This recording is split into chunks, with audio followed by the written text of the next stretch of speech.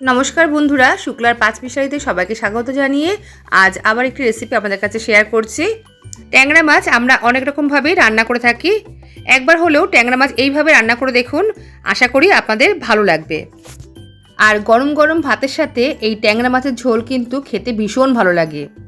যে সকল বন্ধুরা রোজ আমার রেসিপিগুলো দেখছেন, আপনাদেরকে অসংখ্য ধন্যবাদ, অনেক ভালোবাসা। আপনারা আমার সঙ্গে থাকবেন। তাহলে চলুন আমি রেসিপিটা শুরু করি। আমি এখানে বেশ কিছুটা পরিমাণে ট্যাংরা মাছ নিয়ে নিয়েছি। খুব ছোটও না বা খুব বিশাল বড়ও না, ট্যাংরা মাছগুলো মিডিয়াম সাইজের।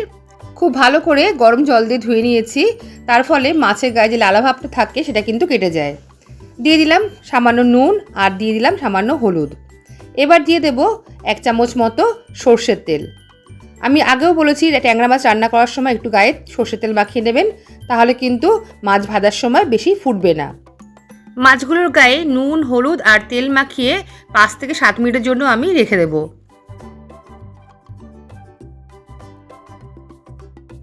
এদিকে কড়াইতে আমি কিছুটা তেল দিয়ে দিয়েছি। এই কড়াইতে আমি আগে বেগুন ভাজা করে নিয়েছি, আর সেই কড়াইতে কিন্তু আমি রান্নাটা করছি। তেল ভালো করে গরম করে নিয়ে গ্যাসের ফ্লেমটা আমি একদম কম করে দেব। গ্যাসের ফ্লেম একদম কম করে দেওয়ার পর আমি দিয়ে দিলাম সামান্য একটু হলুদ। হলুদ দেওয়ার ফলে কিন্তু মাছগুলো একটু কম ফুটবে। এবার কিছুটা পরিমাণে মাছ আমি আগে ভেজে নেব। সব মাছ কিন্তু আমি একবারে ভাজছি না, দুবারে কিন্তু আমি মাছগুলো ভেজে নেব। গ্যাসের ফ্লেমটা কিন্তু এই সময় একদম কম করে রাখবেন।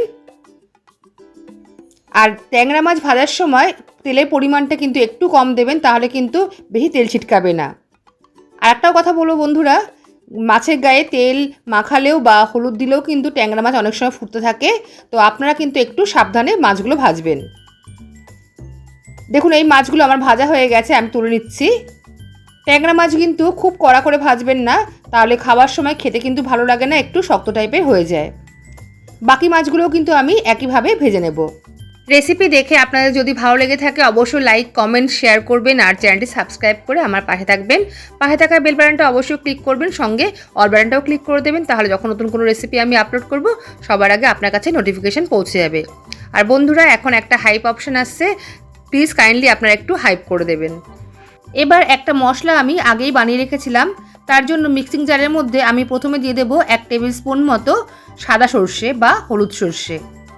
দিয়ে দেবো এবার 1 টেবিল স্পুন মতো সাদা জিরে, আর দিয়ে দেবো 4টে কাঁচা লঙ্কা। আপনারা কিন্তু ঝালের পরিমাণটা নিজেদের মতো করে কম বেশি করে নেবেন। এবার দিয়ে দিলাম একটা মিডিয়াম সাইজের টমেটো কেটে। সামান্য একটু জল দিয়ে দেবো, দিয়ে তারপর খুব ভালো করে কিন্তু একটা পেস্ট বানিয়ে নেব।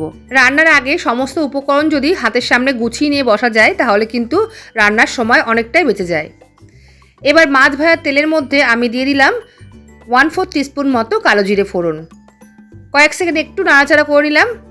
এরপর আমি দিয়ে দেব পেস্ট করে রাখা মশলা, সর্ষে, জিরে আর কাঁচা লঙ্কা আর টমেটো দিয়ে যে পেস্টটা বানিয়েছিলাম সেই মশলাটা কিন্তু এবার আমি এখানে দিয়ে দিলাম। আর একটা কথা বন্ধুরা, আমি যখন মিক্সিং জারে সব মশলাগুলো দিয়েছিলাম তারপর একটুখানি জল ব্যবহার করেছি, সেই জলটা দিয়ে কিন্তু আমি 10 মিনিট মতো ঢাকা দিয়ে রেখেছিলাম, তারপরে কিন্তু পেস্টটা বানিয়েছি। 10 মিনিট মতো রেখে দেওয়ার ফলে কি হবে, সর্ষে আর জিরেটা কিন্তু একটু ফুলে যাবে জলের মধ্যে, আর পেস্টটাও কিন্তু খুব ভালো হবে। এবার আমি দিয়ে দিলাম 1/2 টিস্পুন মতো কাশ্মীরি লঙ্কার গুঁড়ো, আর দিয়ে দিলাম সামান্য হলুদ। ভালো করে মশলাটা আবারও কষিয়ে নিলাম। এবার সামান্য একটু জল দিলাম মিক্সিং জারটা ধুয়ে। আবারও কিন্তু 2 মিনিট ধরে আমি মশলাটা খুব ভালো করে কষিয়ে নেব। এখানে মশলা যত ভালো করে কষানো হবে ততই কিন্তু এই রান্নার স্বাদটা ভালো হবে। দেখুন মশলা কিন্তু খুব ভালো করে আমার কষানো হয়ে গেছে আর তেল ছাড়তে শুরু করেছে। এবার আমি দিয়ে দিলাম পরিমাণ মতো জল। এই ঝোলটা কিন্তু একটু মাখা মাখা হবে, সেই অনুযায়ী কিন্তু আমি জল দিলাম। জল দেওয়ার পর আমি একটু নাড়িয়ে দিলাম, নাড়িয়ে দিয়ে এবার দিয়ে দেবো এখানে পরিমাণ মতো নুন। আপনারা যদি ঝোলের পরিমাণটা একটু বেশি চান তাহলে কিন্তু জলের পরিমাণটা একটু বাড়িয়ে দেবেন। আবারও একটু নাড়িয়ে দিলাম। নাড়িয়ে দেওয়ার পর আমি 2 মিনিট ফুটিয়ে নেব ভালো করে ঝোলটাকে। ঝোল ভালো করে ফুটে গেলে এবার আমি দিয়ে দেবো আগে থেকে ভেজে রাখা মাছগুলো। ট্যাংরা মাছ কিন্তু একটু ভালো করে সেদ্ধ করতে হয়, সেই জন্য মাছ দিয়ে আমি 7 থেকে 8 মিনিট মতো গ্যাসের ফ্লেমটা লো টু মিডিয়ামে রেখে ফুটিয়ে নেব।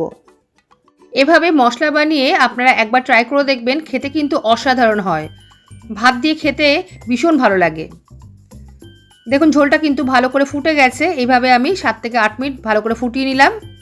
রান্নাটা কিন্তু আমার প্রায় হয়ে গেছে। এবারে আমি সবার শেষে উপর থেকে দিয়ে দেবো বেশ কিছুটা পরিমাণে ধনেপাতা কুচি।